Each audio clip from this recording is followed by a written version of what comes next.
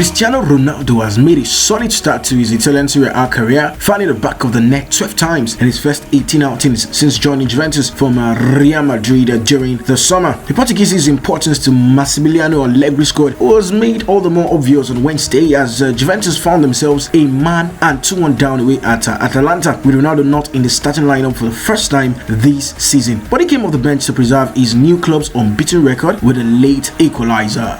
You're welcome to the 9th episode of Strictly Sports.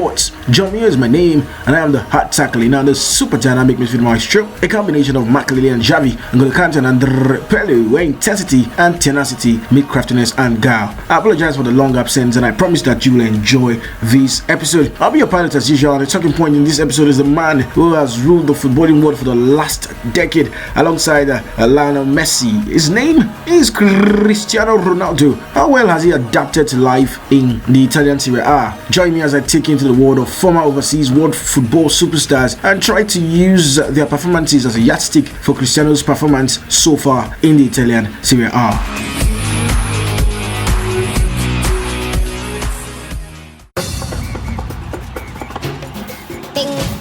Alright, let's begin with Gabriel Batistuta. He securely moved to Fiorentina in 1991 after firing Argentina to Copa America glory with 6 goals. This was on the back of successful spells at River Plate and Boca Juniors. The striker initially found goals had to come by at the Artemio Franchi, netting only 3 times by the end of December, but he ended his first season in Serie A with a creditable 13 as a weak Viola side finished 12th. Batigo, as he came to be known, struck 16 times during his second campaign, but that was not enough to save Fiorentina from the drop. However, even though Batistuta had established himself as one of the top strikers in Serie A, he resisted offers from elsewhere to help the club secure an immediate return to the top flight, thus earning himself iconic status in Florence. Batistuta continued to score freely for Fiorentina, but despite some near misses, it was only after leaving to join Roma in the year 2000 that he won a long overdue Scudetto.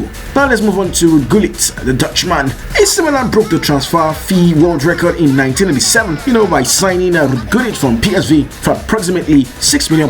But the Dutchman initially took time to settle at San Siro, struggling with the Italian language and only scoring 2 goals during the first half of the season. However, the forward improved from January onwards and ended up with 9 goals to his name as the Rossoneri claimed their first Scudetto since 1979. Despite some injury issues, Gullit would go on to become a legend at Milan, who may help win back-to-back European Cups, even scoring twice in the 1989 final against Steaua Bucharest. Now let's talk about the man everybody loves, the Brazilian Kaká. Despite widespread interest in Kaká's services, AC Milan managed to snap up the Sao Paulo star in 2003 for just 8.5 million euros, which President Silvio Berlusconi rather prophetically described as peanuts. The attacking midfielder was the revelation of the Serie A season. Kaká had only scored twice by the winter break, but he was proving a wonderful creative force, replacing Rui Costa in the starting lineup, and the goals began to follow in the new year. Indeed, he ended his debut campaign with 10 in total and was named Serie A Player of the Year for playing such a pivotal role in Milan's title triumph. Essentially, Kaká was well on his way to becoming one of the finest players ever to grace Italy's top flight.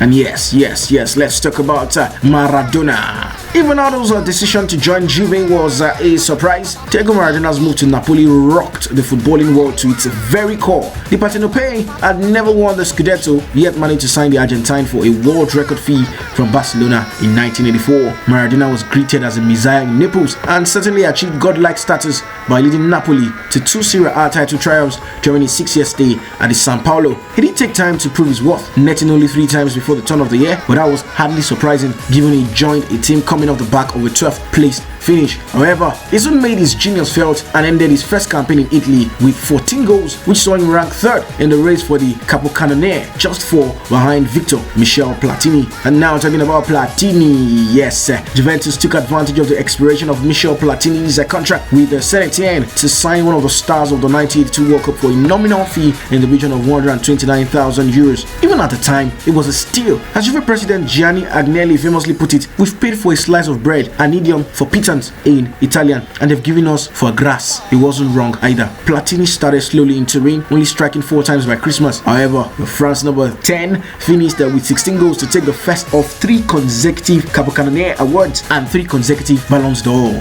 And now let's talk about the namesake of Ronaldo. We're talking about the Brazilian Ronaldo de Lima. Inter took advantage of the breakdown in Barcelona's talks with Ronaldo's representatives over a new contract to make the Brazilian sensation the most expensive player in the world for the second time in just over a year, paying £19.5 million, that is $27 million, for his services. The striker had terrorized defenses in his one and only season at Camp Nou, but he actually looked an even more complete forward at San Siro, quickly earning himself the nickname Il Fenomeno for his goal-scoring exploits. Ronaldo struck 9 times by the end of December, but added 16 during the second half of the season to finish with 25 in total, claiming the Serie A Player of the Year award in the process. Sadly, that was to be as good as it got for Ronaldo at Inter because he suffered 2 serious knee injuries, which meant he spent more time on the sidelines than on the pitch during his remaining 4 years at San Siro.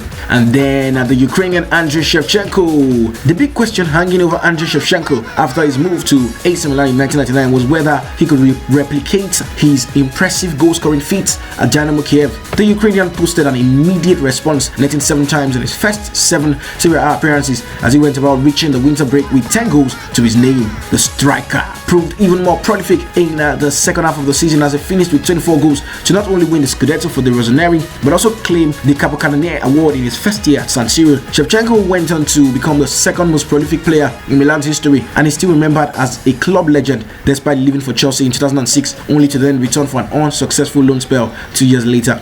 And of course, Marco van Basten. Yes, his Serie A career got off to the perfect start with the Dutch striker netting on his debut in a 3-1 win at Pisa, but his first campaign was decimated by injury and he contributed just 3 goals in total to AC Milan's title triumph. Once fully fit though, Van Basten took the league by storm, racking up 19 goals in his second season at San Siro and a further 10 during the Rossoneri's European Cup triumph, including a double in the final against Steaua Bucharest. Van Basten would go on to prove himself one of the greatest centre forwards the game has ever seen. But currently, he was forced to retire in 1995, aged just 31, after spending the previous 2 years sidelined by injury. Alright, now let's talk about the only African to be named FIFA World Footballer of the Year, George Opongwe. Having established himself as one of the most feared strikers in world football at Paris Saint-Germain, George Weah was snapped up by Italian giants AC Milan in the summer of 1995. The Liberian only hit 5 goals by the turn of the year and finished the season with 11 in total, but that was enough for him to finish top scorer for a title-winning Rossoneri side that not only boasted forwards of the caliber of Marco Simeone, Dejan Savicevic, and Roberto Baggio. Weah's all-round excellence had also resulted in him becoming the first African to win the Ballon d'Or. He would enjoy a more prolific campaign in 1995-1996, scoring 13 goals, including his iconic coast-to-coast strike against Verona, and he claimed his second Scudetto in 1999, but his first season in Serie A was undoubtedly his most impactful. And the artistic Brazilian Zico. Despite interest from AC Milan and Roma, Zico joined lowly Udinese in 1983. Many were mystified as to how the Zebrete had managed to stomp up the cash to sign the outstanding talent from the ridiculously gifted Brazil side that graced the 1982 World Cup. However, despite calls for the Italian Football Federation to block the transfer, haters gone hate. Abi, the number 10 was allowed to join Udinese, much to the joy and disbelief of their supporters. Zico hit the ground running, netting 6 times in his opening 4 games and had racked up 9 goals by the turn of the year. He eventually ended with 19 Serie A goals, but was beaten to the Capocannoniere award by Platini by a single strike. Despite Zico's brilliance and his productive partnership with Franco Calcio, Udinese only finished 9th on account of their porous defense. Zico's second season was worse, with Udinese coming home 12th, but he remains a legend in Udine, not least for turning the free kick into an art form. Now let's talk about the man popularly known as Zizou, Zinedine Zidane. Amusingly, Blackburn Rovers turned down the chance to sign Zinedine Zidane because they already had Tim Sherwood, while Newcastle didn't think that the elegant Frenchman was good enough to play in the Championship, let alone the Premier League. That left the way clear for Juventus to sign Zidane in the summer of 1996 for just €3.6 million, and it quickly became obvious that the Bianconeri had got themselves a bargain. The attacking midfielder was excellent in his first season in Turin. Never a prolific player, Zidane scored 5 times in total, thrice before the turn of the year, as Juve claimed the Scudetto and their number 21 was named Serie A Foreign Player of the Year. He also netted twice in the knockout stages of the Champions League as Juve reached the final, only to suffer a shock loss to Borussia Dortmund. Zidane was even better in his second season in Italy and he helped the Bianconeri retain the Scudetto, but they again suffered heartbreak in Europe, beaten by Real Madrid in the 2008 Champions League final. As it transpired, it would only be after joining the Spanish giants for a world record fee in 2001 that Zidane would finally get his hands on the European Cup in 2002. Thus, by the turn of the year in his first season in Serie A, Ronaldo has scored more league goals than all of the superstars in this list did during the same time period. While some of these players played more than others, and while some would argue that Serie A was of a higher standard during its heyday in the 1980s and 1990s, Ronaldo can certainly boast that his first 6 months in Italy have been a roaring success. Kudos to the Portuguese.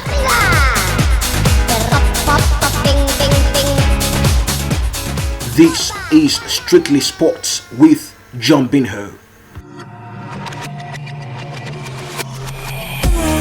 And this is why I blow the final whistle on another fantastic episode of Strictly Sports. Thanks for joining me on this wonderful adventure into the world of Cristiano Ronaldo and some past world superstars in football. John Binho is my name, and I am the super dynamic midfield maestro. Don't forget to spread kindness around wherever you find yourself. Bye for now.